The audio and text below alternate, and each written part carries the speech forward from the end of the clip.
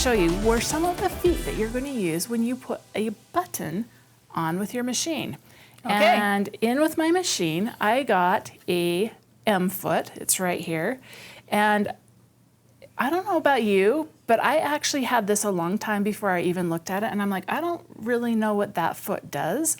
And this is a button foot. So I'm going to take that button out of there. And we have this button foot. And it's kind of a crazy looking little guy here because it's got these silver feet right here. And it also has on here kind of a little slidey thing that comes out. And I'm going to put under, this little thing is kind of like spring loaded. So I'm able to slide my button in there and it goes right back here.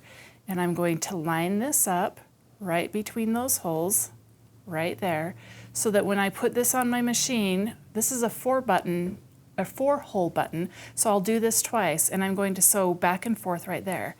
But now I have this thing. What is the purpose of this?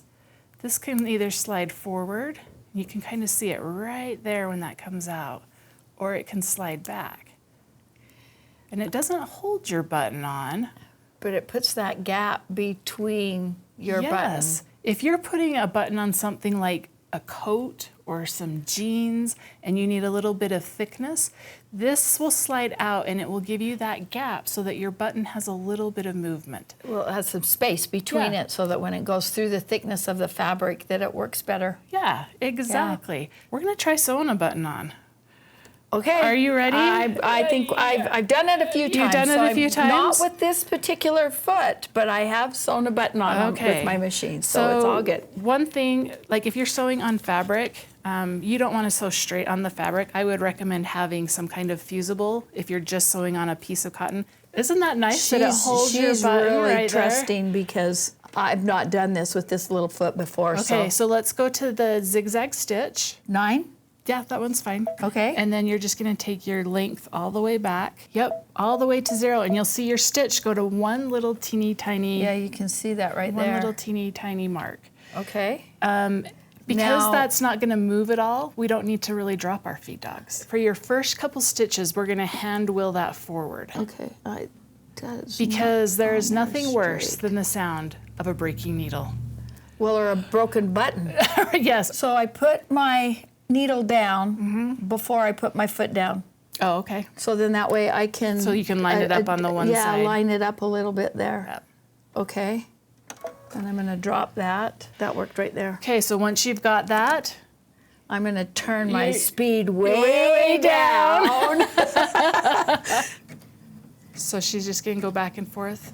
And I usually do like the first few. Okay. Because you want probably about 20-ish stitches, I would say. Okay. And I'll just do a tie off where it will stitch 3 or 4 times in the same hole and be tied off. Okay. And I'm just going to do that. And then as I pull this off, you'll just slide it out of that attachment. It slides it out at the same time. So there you can take a look at that. Look at that. So this is a 4 one, so we would just do it again. We could just slide that button up and do the other 2 holes. And if you wanted to do them at a different angle crosswise, you could definitely just turn your button so that when you stitch that zigzag stitch, it would do that.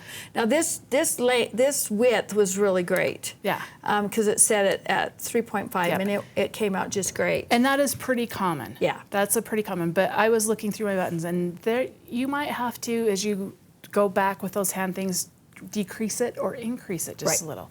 And it's the same thing. You do exactly that same feature when you're putting it on with that button feature, so the button feature on your machine.